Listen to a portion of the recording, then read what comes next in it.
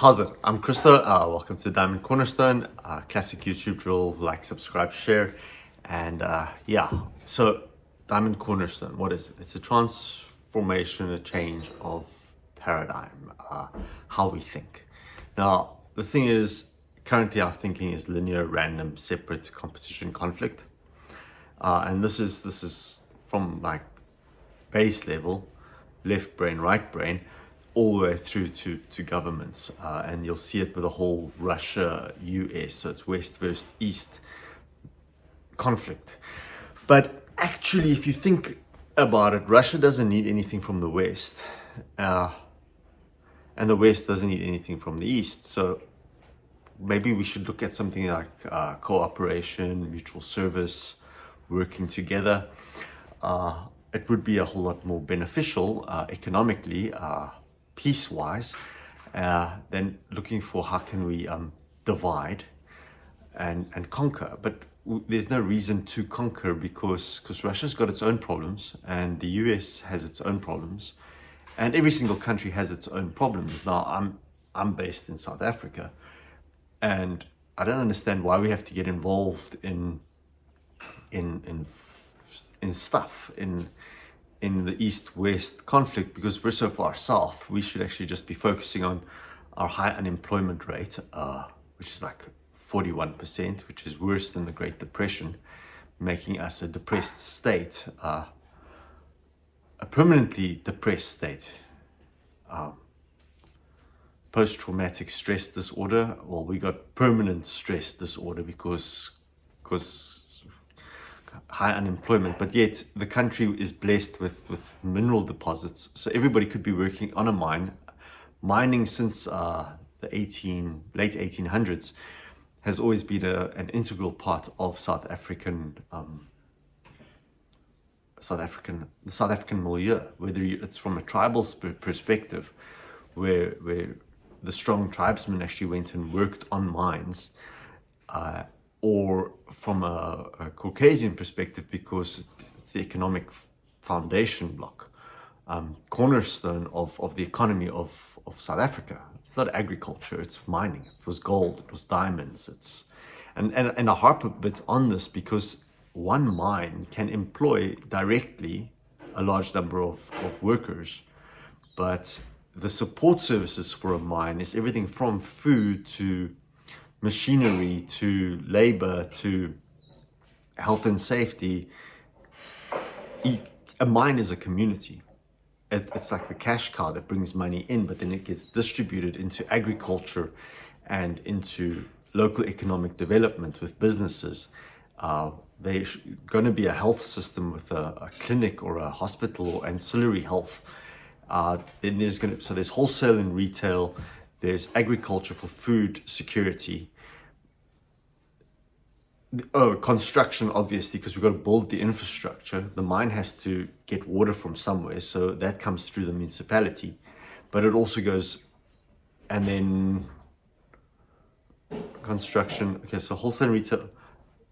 Okay, yeah. So the mine is the cash cow that brings money into the community, and then you've got food security with agri.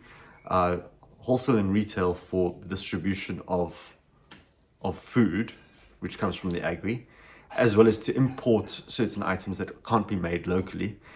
And then there's health and wellness for all the people, and then voila, construction for the infrastructure. And you can skill everybody in all of those fields just from the mine being the cash cow. So everything serves the mine, but the mine serves because of bringing money in from outside, aka energy in from outside.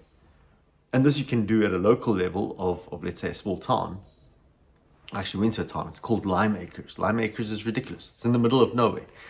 But there's a gold mine, at least a diamond pipe, a kimberlite pipe. And they've been mining diamonds there since, I think, 1969. And the whole town is built around this pipe. But then there's another place that's called Postmasburg, which is just like, I think 50 k's down the road from Lime Acres. Same thing, just they've got iron ore. And all they do, the whole town is built around the iron ore. And everybody works on the iron ore. And yeah, as soon as you've got more people, then you'll need safety and security, which is police and private companies, and so you actually build a town. And the irony is, all big cities came from an initial cash cow or need, not cash cow. Let's call it a need. So London came from it was a Roman garrison, because it was a big river to cross. So it became a trading center, and from being a garrison to a trade center, and so it grew. And hello, welcome London. New York was a harbor. It was a point of entry into the colonies in the States. And so you can go and you can look at, you pick the city. That's how it started, with a purpose, and then employed people, and so it grew. And as it grew, its focus changed. Sometimes they became financial houses. Other times they became, I don't know, centers of purpose, worship centers. The cities built around cathedrals, around big churches. Because they say there's an agricultural community, and they come together for communion once a week. And that's how you get mutual service between your sectors.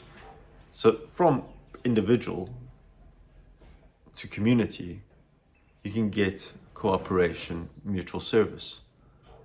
And then you can actually just take it to the larger scheme. Currently, the US is trying to negotiate the peace between Russia and Ukraine. And the US has given, I wouldn't say invested, but donated a lot to the war cause or the defense of Ukraine. But now, to get some of their money back, they want rights to the rare earth minerals in Ukraine, because it is a really rich deposit for that, and they need those minerals for their AI and computer advancements. So it becomes a win-win. Ukraine becomes safe, and America will want to protect their investment of their mines. So there's going to be a military presence with that. And Russia wants to basically just keep its warm water port. So yeah, let's see how it rolls. But the bottom line is, we're trying to create mutual services between countries, but it's actually between three different businesses. The US as a business, Ukraine as a business, and then Russia as a business as well. And that's how it works. And yeah, it might be totally idealistic, but the thing is, as soon as you start thinking cyclically, you can see how the systems interlock, as opposed to the random, separate competition, conflict. We can cyclical, integrated, systematic cooperation, mutual service.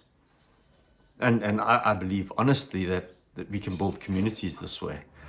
All you have to do is invest in skills and infrastructure, and set a new vision for this is how we do it, from the individual to the community, province, state. So yeah, blessings for the day, and yeah, make it a good one. Make it a diamond.